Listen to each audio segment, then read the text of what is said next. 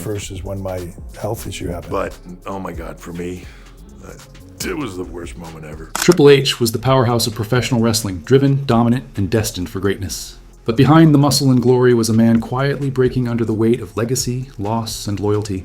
When his body began to give up, everything he had built slowly started to fall apart. What happened next would change his life forever. So, let's dive into the moment when success came at a deadly cost. Paul Michael Levesque, known worldwide as Triple H, was born on July 27, 1969, in the quiet town of Nashua, New Hampshire. Coming from a French-Canadian family, his childhood was stable and supportive, free from the kind of hardship many wrestlers faced growing up. This strong foundation gave him the freedom to chase his athletic dreams from an early age. Unlike many of his peers who rose from broken homes or difficult backgrounds, Triple H's story began as a version of the American dream.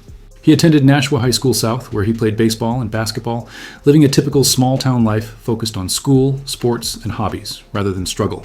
But destiny had other plans for him. His passion for wrestling began early when, at just 5 years old, he saw a televised match featuring Chief Jay Strongbow. Later, he would name Ric Flair as his biggest inspiration for his unmatched charisma and in-ring skill. What started as childhood fascination soon grew into a burning desire to become one of those larger-than-life superstars he once admired on TV. He's like, yes, go right now. And I'm like, oh, for the love of God, right? His passion soon turned into a personal mission to build a body like the wrestlers he admired, pushing him to start bodybuilding at just 14 years old. By his late teens, his transformation was remarkable. After graduating high school in 1987, he won the Teenage Mr. New Hampshire bodybuilding competition in 1988 at the age of 19. By then, young Paul Levesque had already begun shaping the powerful physique that would one day make him a wrestling superstar. While working as a manager at Gold's Gym in Nashua, fate stepped in unexpectedly. There, he met Ted Arcidi, a world record powerlifter and former WWF wrestler. That meeting became the turning point of his life, the spark that would ignite countless dreams and eventually a few nightmares. Arcidi became a mentor, encouraging Levesque to chase his wrestling goals and giving him the key to his future, an introduction to the legendary trainer Walter Killer Kowalski. The move from ambitious bodybuilder to professional wrestler didn't happen overnight, but every step was calculated and focused. On March 24, 1992, Levesque made his professional debut under the ring name Terra Rising in Killer Kowalski's International Wrestling Federation, defeating Tony Roy in his first match. Success came fast, maybe too fast for someone so young and driven. Managed by John Rodeo, he captured the IWF Heavyweight Championship in July 1992 after defeating Mad Dog Richard, marking his rise on the East Coast independent circuit. But these early wins were just the opening chapter of a much bigger story. The world of professional wrestling, filled with brutal physical demands and backstage politics, was about to test him in ways no training could prepare him for. The young man who once dreamed of glory was about to learn that in wrestling, success and suffering often walk side by side. There's not one match that I ever watched of Triple H's with anybody that I ever thought was like, oh, that's a great match. Or The criticism would come later, but the physical toll began almost immediately after Triple H reached the highest level of professional wrestling. The first major disaster hit with the force of a sledgehammer to the soul. It was May 21st at 2001, during what was supposed to be a routine tag team match on Monday Night Raw, where Triple H teamed with Stone Cold Steve Austin against Chris Jericho and Chris Benoit. In an attempt to break Jericho's walls of Jericho submission hold, a move he had done countless times before, everything suddenly went wrong. As he planted his left leg to make the move, the unthinkable happened. His quadriceps muscle tore completely off the bone and rolled up toward his hip. The pain was instant and unbearable, the kind of agony no athlete should ever experience. Yet what happened next became a defining moment in wrestling history, proving both his incredible resilience and the brutal reality of the sport he loved. Even though he couldn't stand properly on his injured leg, Triple H finished the match, enduring another submission hold and still managing to deliver a sledgehammer shot. Chris Jericho, who witnessed the scene up close, later described it as one of the gutsiest performances he had ever seen. But the true cost of that legendary moment was something no one could fully understand at the time. The surgery that followed was handled by the renowned Dr. James Andrews, one of the best in the field. But even with his expertise, the outlook was grim. Doctors warned that no athlete in a contact sport had ever fully recovered from such a severe injury. Think about that. The very people responsible for saving his career were telling him it might already be over, long before he had reached his true peak. What came next was a brutal test of willpower. Triple H spent 8 long months in Birmingham, Alabama, going through an exhausting rehabilitation process. He lived in isolation at a hotel, pushing himself through grueling daily therapy sessions with specialist Kevin Wilk. It was more than just physical pain, it was psychological torture. Imagine being at the top of your profession one day and the next, struggling just to walk again, trapped in a quiet hotel room far from home with nothing but your thoughts and the slow, painful process of recovery. And they'll be like, no, 'cause I saw that one. I was there. And I know that he did one thing that pissed the other guy off, and then it got real for a second with those. The professional cost of that injury was just as devastating as the physical one. Triple H was forced to miss the pivotal invasion storyline that brought WCW and ECW talent into WWE, one of the biggest angles in wrestling history.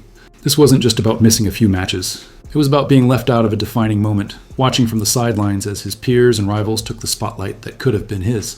But if anyone thought this would be the last of his battles with serious injuries, they were sadly mistaken. What followed was a relentless cycle of physical destruction, each incident more horrifying than the last. This was only the beginning of a journey that would push not just his body, but his very will to survive. The Angel of Death seemed to visit the ring again and again, bringing near fatal moments and emotional devastation.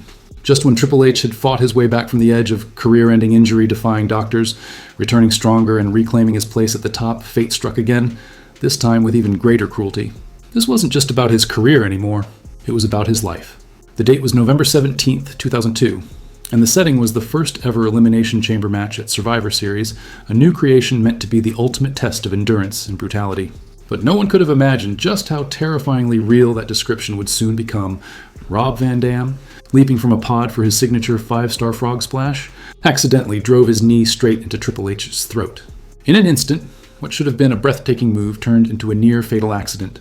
The impact was devastating, causing severe swelling that narrowed Triple H's airway to a fraction of its normal size, making it nearly impossible for him to breathe or speak. Imagine the terror of feeling your throat close, knowing that every breath could be your last, yet still forcing yourself to continue performing in front of millions. In pain and panic, he signaled distress by kicking the mat, but somehow powered through to the end, bloodied, gasping, and unbroken. The audience had no idea they were witnessing a man literally fighting for his life. While still honoring the unwritten rule of professional wrestling, the show must go on. Behind the scenes, the medical team faced a nightmare scenario that could have ended in tragedy live on television. Triple H was rushed to the hospital, where doctors monitored him overnight for signs of a torn trachea or complete airway closure, either of which could have been fatal. Lying in that hospital bed, every breath a battle, he knew just how close he had come to disaster. He later credited his thick, muscular neck for preventing even worse damage, but the terrifying incident was a harsh reminder of the brutal risks that come with the world of professional wrestling, that the psychological toll of these near-death experiences began to take its own form of destruction. Here was a man who had already endured months of brutal rehab, defied medical science to return to the ring, and yet found himself staring down another reminder of how fragile life could be. Still, in true Triple H fashion, he came back after just 10 days, holding no grudge against Rob Van Dam and brushing it off as part of the business. But the wrestling gods, it seemed, weren't done testing him. The cycle of devastating injuries continued with merciless precision. On January 7th, 2007, at New Year's Revolution, Triple H tore his right quadriceps during a tag team match against Rated RKO Edge and Randy Orton. Lightning had struck twice in the most horrifying way imaginable, but this time, the emotional damage ran even deeper.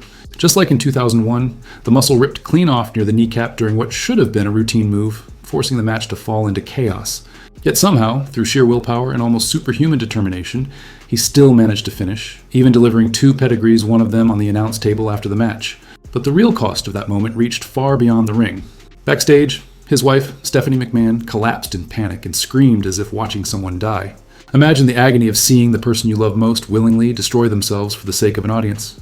The woman who had married into wrestling royalty was realizing that the crown her husband wore came with a painful and unforgiving price. Recovery took another 7 months under Dr. Andrews, with Triple H dedicating himself to a careful, focused rehab aimed at returning stronger than ever. But each comeback grew harder, not just physically, but mentally as well. The repeated injuries were building a relentless cycle, one that seemed destined to continue until something finally gave way permanently. The physical toll only kept mounting. In 2018, at Crown Jewel, he suffered a pectoral muscle tear during a tag team match with Shawn Michaels against The Undertaker and Kane, further underlining how much his body was wearing, down under the unforgiving demands of professional wrestling. Yet, the physical pain was only part of a much larger story. The emotional devastation accompanying his professional struggles added an entirely different layer of suffering, one that no surgery or therapy could fix. The deepest emotional wound came from a loss that would haunt him for years. On April 20th, 2016, Joni Laurer, better known as Chyna, died at age 46 from an accidental drug overdose. This wasn't just the passing of a colleague, it was the death of a woman he had loved, someone who had been by his side during some of the most formative years of his career. Their relationship from 1996 to 2000 was both professional and deeply personal. What began as an on-screen storyline had evolved into something far more significant. Chyna wasn't just Triple H's girlfriend. She was his partner in every sense, a revolutionary figure in women's wrestling who challenged norms and broke barriers alongside him in D-Generation X. Their breakup had been messy and public, fueled by rumors of his growing relationship with Stephanie McMahon, whom he started dating in 2000 and married in 2003. The wrestling world had watched it all unfold in real time, with accusations and counter-accusations spilling across interviews and autobiography pages, marking another layer of emotional turbulence in Triple H's life. How'd you catch him? I found a note, actually. Yeah, I found a note. Like a written note? A written note What did it say? from Stephanie from Date of the Year, like tucked away in his briefcase. What the note Yeah, say? what was in the note? Just a note from her saying, how much she loved him, and she was on the airplane or something, writing him a love note. And The pain from Chyna's allegations about finding love notes from Stephanie McMahon in Triple H's briefcase, dated a year earlier, had left a wound that never truly healed. When she passed away, Triple H paid heartfelt tributes, calling her a pioneer and expressing genuine shock while on WWE's European tour. He acknowledged their complicated history, but highlighted her trailblazing role in wrestling, which led to her posthumous induction into the Hall of Fame with D-Generation X in 2019. Yet behind the public statements and professional honors was a man wrestling with grief, guilt, and unresolved emotions. The losses kept coming as his peers began falling victim to the brutal realities of the wrestling world. The 2023 death of Bray Wyatt, Wyndham Rotunda, at just 36 from a heart attack, prompted public mourning from Triple H, who called it heartbreaking. Each passing served as a stark reminder of how fragile life can be in a business built on the illusion of invincibility. I never ever wanted to wrestle. Even the criticism from his peers started to feel heavier, taking on a deeper, more painful meaning when seen against the backdrop of all the personal and professional tragedies he had endured. I wrestled him a couple of times. He was always trying to beat. But none of these tragedies, not the career-threatening injuries, not the personal losses, not the decades of physical and emotional strain in the ring, could have prepared Triple H for what was coming next. The ultimate test still lay ahead, one that would make everything before it feel like mere training for the fight of his life. The final countdown had begun, and death was about to knock. If you thought the earlier chapters of his story were the peak of his suffering, you would be gravely mistaken.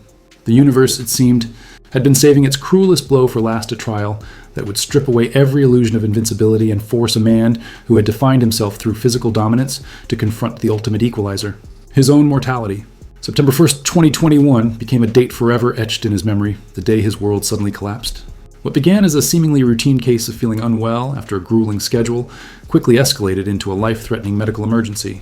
For months, Triple H had been running himself ragged, moving nonstop between arenas Orlando to Vegas, Vegas to LA, back and forth, while balancing the grueling demands of both performing in the ring and managing executive responsibilities, pushing his body to its absolute limits.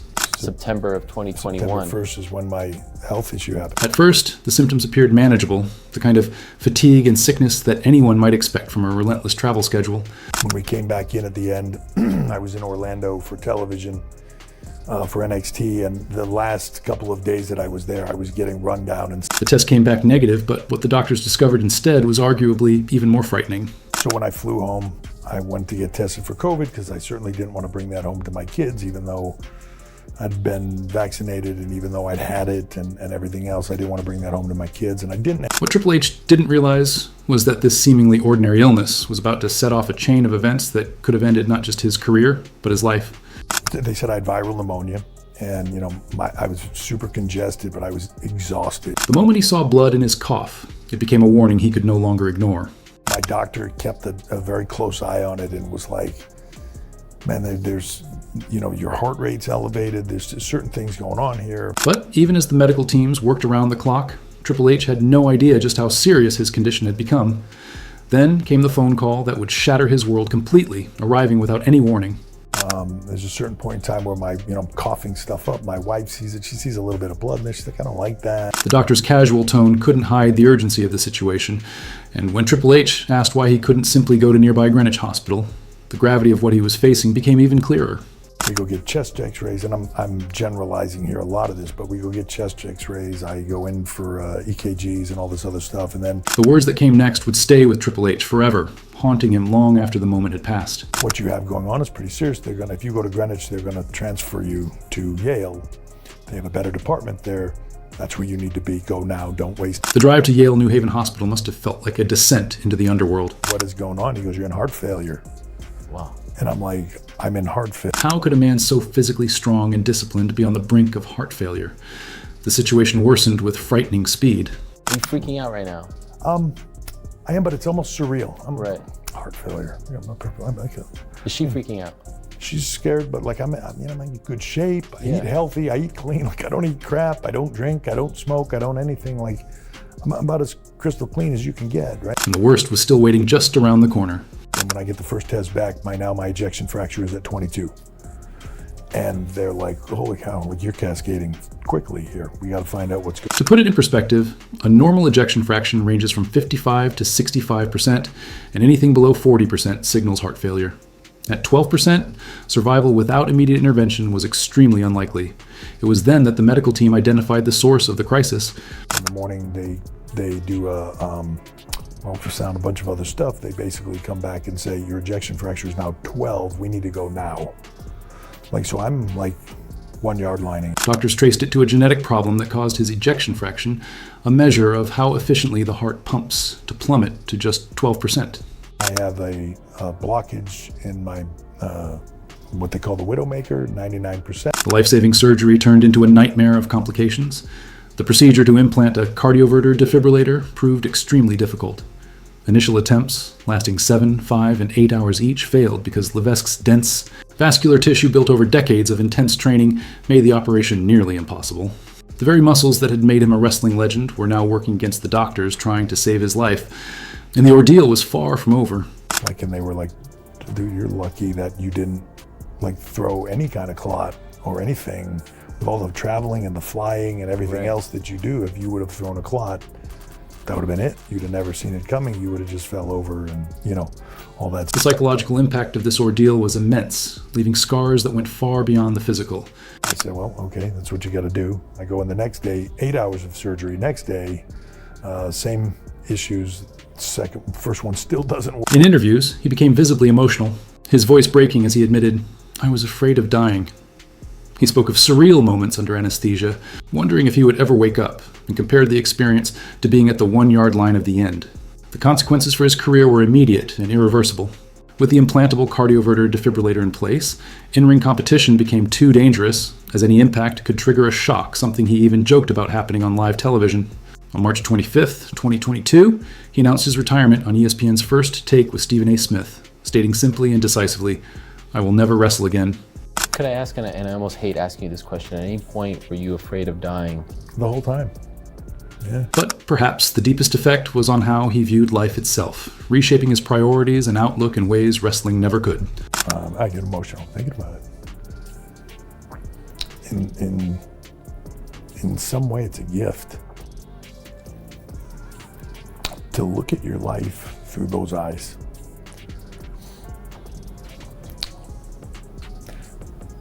If they tell you you're going to die on Tuesday, no one is going to go, well, shit, I have a board meeting on Friday. Right? It's irrelevant. He chose to see it as a gift, deepening his appreciation for life's everyday moments and simple joys.